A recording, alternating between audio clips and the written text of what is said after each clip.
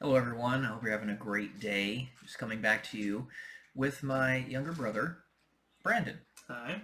And we're really just going to chat about, different jobs that you can do, different professions, and career prospects, what you can do in terms of the money that you invest and things of that nature, where you could put it, um, what your goals might be. Because in my previous video that I posted just a little bit ago, you guys might remember that I was discussing you have to have a goal if you want to do well. If you want to, a goal basically gives you a vector, and with that vector you can go anywhere that's towards that goal.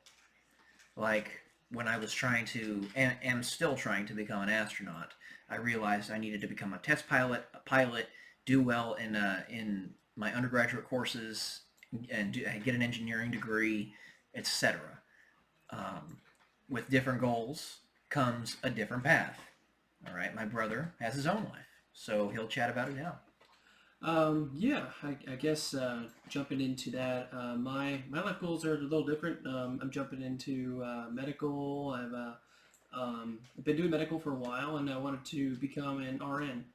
So I'm starting with becoming an LVN and going into the medical field in that area from there. And I know that the vast majority of the people that try and become nurses have to get student loans.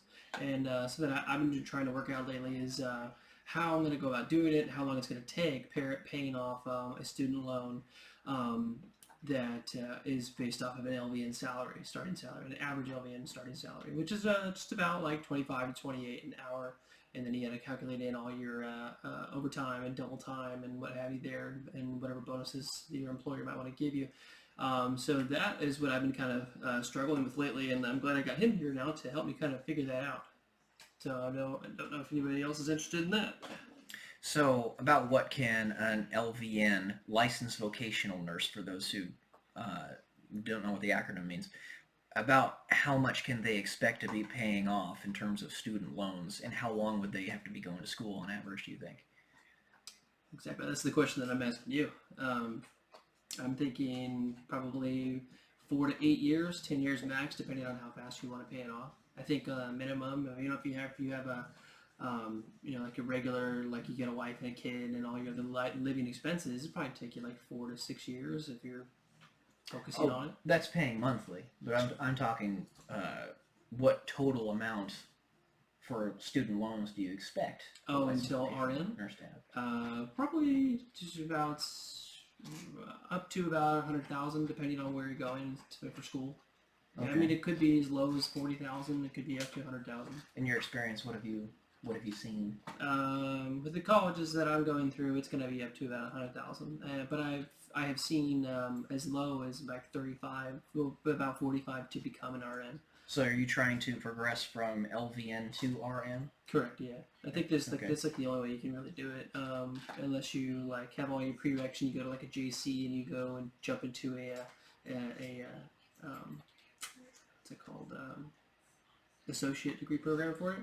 So, but yeah, but those ones are like lottery based. Like everywhere they're lottery based, unless you want to pay out the pay a lot to just get right in, not have to worry about the lottery. Then you can do that like a trade school. That's basically what I'm doing, or a vocational technical school is what I'm doing. So yeah, so we get to just bypass the lottery and have to wait to get in, just get right in, just got to pay more. Hmm. Yeah.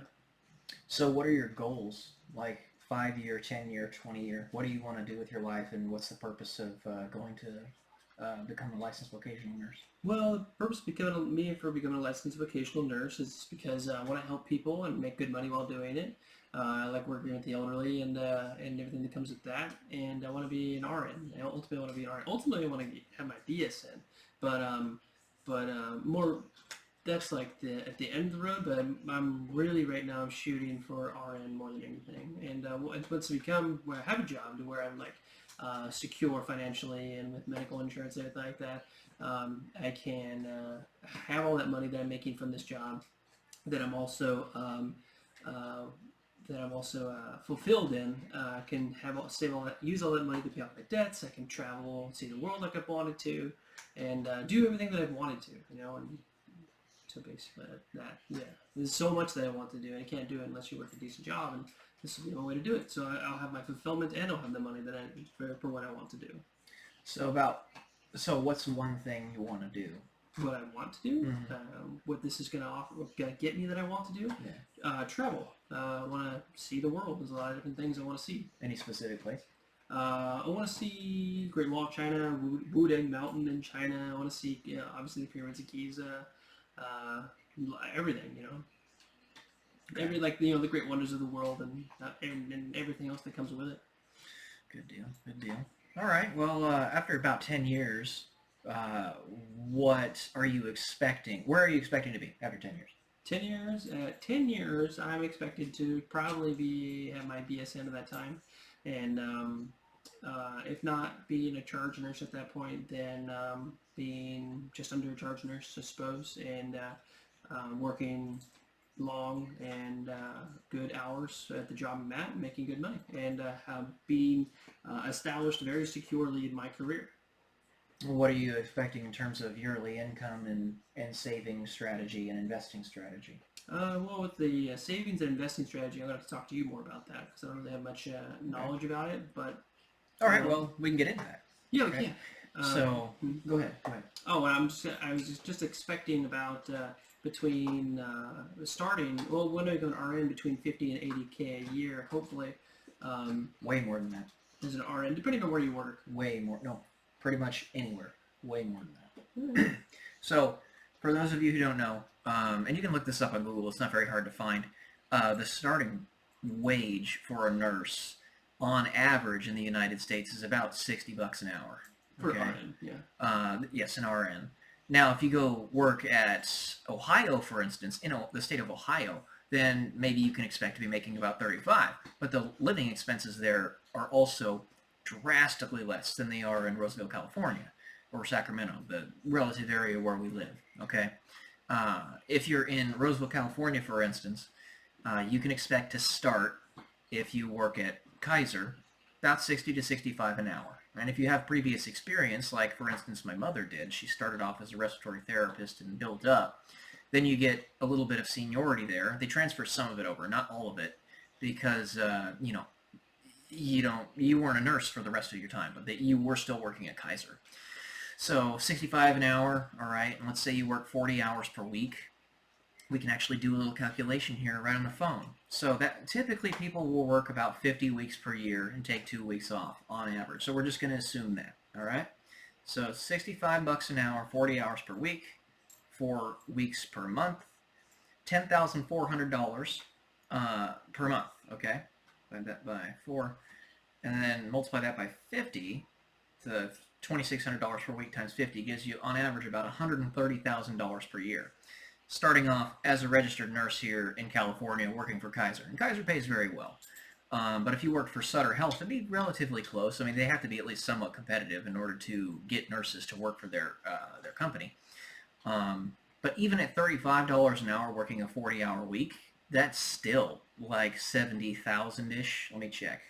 So 35 times 40 times 50, yeah, 70,000 per year. So that's the low end. And that's like living in Ohio, where you can rent out a 2-bedroom apartment for $700 a month. All right, here in California, you'll be lucky to find a 2-bedroom, 1-bath apartment for $1,500. All right. I have a family member, in fact, that lives in a 2-bedroom or 3-bedroom, 3-bedroom, 2-bath, not too far away from where we are right now, and it's $2,000 a month, and that's actually a good deal. All right, that's low end for where we live. So as a registered nurse, you can expect that. Now, this calculation that I just did, if he's making 30 bucks an hour as a brand new LVN, this is what he'll be getting, right around 60 to 70,000 per year if he works 50 weeks per year at 40 hours per week. But let's say you live here in Roseville, California, right? And let's say you live here for the rest of your life, okay? Now, we're going to assume inflation stays the same, 2% per year, okay? But let's say you get yourself a nice little duplex, all right, here in Roseville, California. Now they go. It's really interesting because duplexes here in Roseville, California, go for less than single-family homes. They're less appealing. Okay, but you take yourself a duplex, $350,000 per or for the payment. Right, is how much it costs. Get your down payment and everything. Let's say you just do typical 10% down. Then the loan becomes 300 and what is it? Minus 35,000, so $315,000. That's the loan you have. Okay, that would be a monthly payment of right around, I'd say, $2,300 per month, including taxes, insurance, and everything. Let's just say $2,500 a month. Each side, 2-bedroom, 1-bath. All right. So you rent out the other side for $1,700 a month, or let's say $2,000. There you go. You're already paying off almost all your mortgage, and so his monthly payment would be $500 per month plus utilities and everything. So he'd be living for about the same level of expense as he would be living if he were out in Ohio. Even less, in fact. Utilities are a little bit more expensive out here as well. But let's say you do all of that, so your total monthly expenses after everything come to right around $1,200 to $1,300 a month. I'm talking about utilities, phone, mortgage, car payments, food, any incidentals. $1,200 to $1,300 a month. $70,000 per year. That's let's see. That's right around $5,800 per month that he'd be bringing in. Okay, and let's say after taxes, he's taking home 74% of that. So he's taking home $4,300 a month. Subtract $1,300 from that, and he's taking home, or he has $3,000 a month left over to do what he wants with. How does that sound? Sounds fantastic. What would you do with that? I'd put it in savings. Pay off my debts first, and then put it in savings. Yeah. So, what's your strategy? Have you developed a strategy yet, or? No, not really yet. No, I'm just focusing on getting through school right now. But I do know the importance of developing a strategy, though. Yeah. So $3,000 a month. How much is that a year? $3,000 a month. That's 3,000 times 12. What's 2,000 times 12? 36,000 a year. 36,000 a year. That's how much money you could save a year. That's how much you'd have in your account after 1 year. Multiply that over by 10. Let's say, and that's not even including increasing wages. You'd be going up and up over time. So let's say your typical wage increase is about 4% per year, right? So 4% after 10 years. We can actually do that math very simply. I'll do it right here on my little MATLAB program. All right. So let's say 1.04 raised to the 10th. Is you'd be increasing your wage by 48% after 10 years. Okay, so multiply that by 70,000.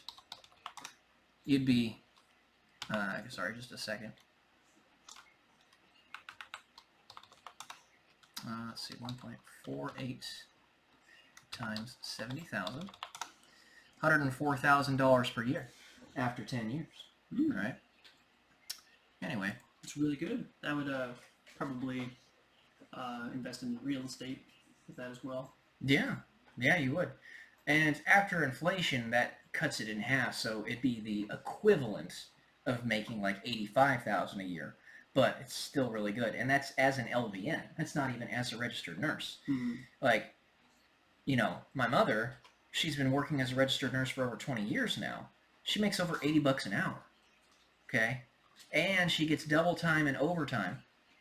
Very, very consistently, because nurses are in such high demand. They're so badly needed everywhere. It's never going to go away because everybody needs health. Everybody needs to be taken care of. So if you look at that, let's say you're making $80 an hour times 40 hours per week times 50 weeks per year. That's $160,000 per year. That's almost as much as a doctor. Okay, I mean a beginning doctor. It's more than a resident. A resident will make like $70,000 a year, thereabouts. But I've seen nurses that have made upwards of $250,000 with all their overtime and their double time and things of that nature. So, and that's not even including inflation. After inflation, after 10 years, $160,000 will be more like, and increases in wages and everything, would be more like $185,000, $190,000. So, that being said, what's your 20-year plan? Oh, I don't know. 20-year plan. I plan to have a 20-year plan if all goes well with investing and saving and everything. I'm hoping to have almost $1 million in the bank, whether in assets or in cash. How are you going to do that? Through investing. After the plan is a rudimentary plan is get the job, get the job, and pay off the debts, and then save up a healthy amount at the end of every month, and keep saving that till I get to a certain amount, and invest that savings into real estate, and then once I have that real estate, I keep saving more, and what's it called? Save the residual that I make off the real estate that I've invested in, and reinvest that into more real estate until I can have a large enough residual coming in to where I can have either residuals equaling around $1 million a year, or I can have enough property real estate owned that my assets equal to about $1 million. Well, if you are making, as a registered nurse, let's say $130,000 per year, and you keep your expenses relatively close to where they are, where I was discussing, $1,300 to $1,500 a month, and you don't have lifestyle creep, that's the primary problem most people have. You know, if you make $130,000 per year, typically a person will be spending $129,000 of it, because people are silly. They let their expenses creep up to how much they're making every single time, or close to it. Mm-hmm. In the way, go ahead. I'm sorry, they just want to keep balling. You know, they got that money now. They want to spend it. You know, they want the fancy car. They want to go to Vegas. You know. Yeah, it's like, what's the point of that? I mean, what are you trying to show off? Mm-hmm. You know, it's jonesing only takes you so far, and it's really there's no point in doing it. There really isn't.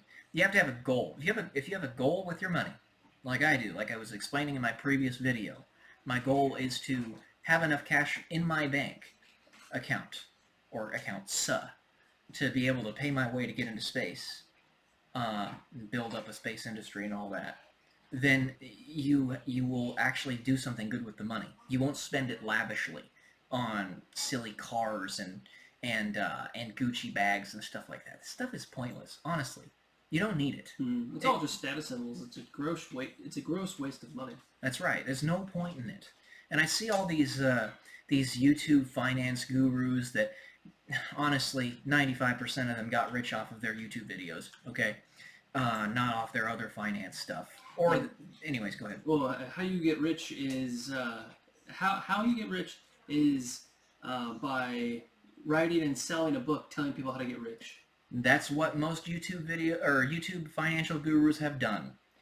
Now, mind you, a lot of them got rich before they got really successful on YouTube, and I give them credit. But now, I know of a few people in particular that 95% of their revenue comes from YouTube. Their profits come from YouTube. It's silly, okay? You know, I'll be real. I want to get to that point at some point in the future as well, but I'm shadow banned, so it's not going to happen. But, yeah, so if you have a vector, you have a goal, you know what you're going to do with the money. You're not going to spend it on silly stuff like these YouTube gurus, finance gurus that are buying Lamborghinis and $2 million homes that are never going to make more money than they're spending on their mortgages and stuff like that. It's like ridiculous. It's ridiculous. Agreed. You buy real estate that makes money. That's how a business works. Yeah. You don't make money, the business is going to go out of business. Okay? A good thing to remember is that how do you obtain and maintain wealth? You want to obtain a profit-yielding property.